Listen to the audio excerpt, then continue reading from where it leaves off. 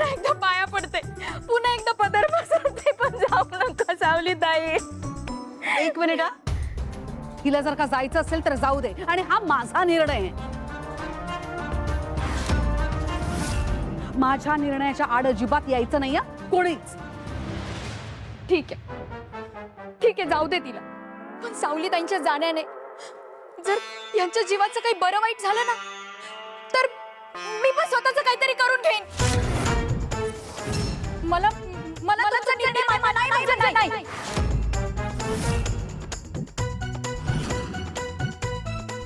सावलीताई, मला सगळं मान्य आहे.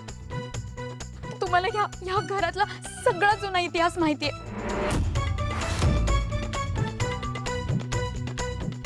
पण सावलीताई, आज तुम्ही जर अशा रागाच्या भरात या घरातून निघून गेलात ना, तर मी काय करू सावलीताई?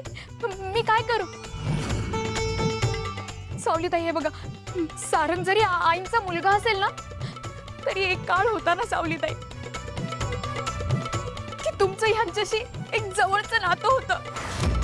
आणि मला खात्री आहे की आजही तुमच्या दोघांच्या मनात त्या नात्याचा, त्या आदराचा ओलावा कुठेतरी जिवंत आहे सावलीताई.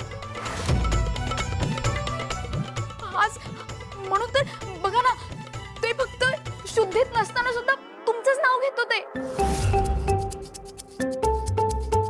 हे बघा सावलीताई, आज फक्त तुम्ही त्यांचा विचार करा. तुमचा जो काही अपमान झालाय, जो काही राग, तो सगळा बाजूला ठेवा सावलीताई, आणि फक्त त्या अंथरुणावर पडलेल्या माणसाचा विचार करा सावलीताई. तुम्ही जर इथून निघून गेलात ना, आणि सारंगला काही झालं, तर मी सुद्धा साथी जाईन. नाही गेलेस ना तर मी जाळेन तुला.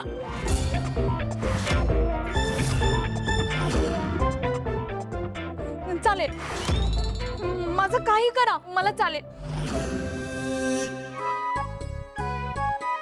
मला चालेल, पण तुम्ही जाऊ नका. आता माझ्या नवऱ्याचं वाचणं जास्त महत्वाचं आहे. सावलीताई, सावलीताई, तुम्ही जाऊ नका. तुम्ही आम्हाला सोडून जाऊ नका सावलीताई. मी पाया पडते पुन्हा एकदा सावलीताई. माझे सारंग सरांना वाचवा सावलीताई. एक मिनिट, तुम्ही उठा प्लीज. ऐका, तुम्ही शांत व्हा.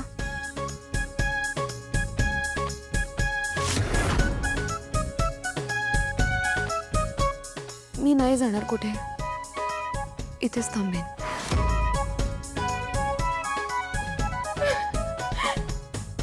सावलीताई,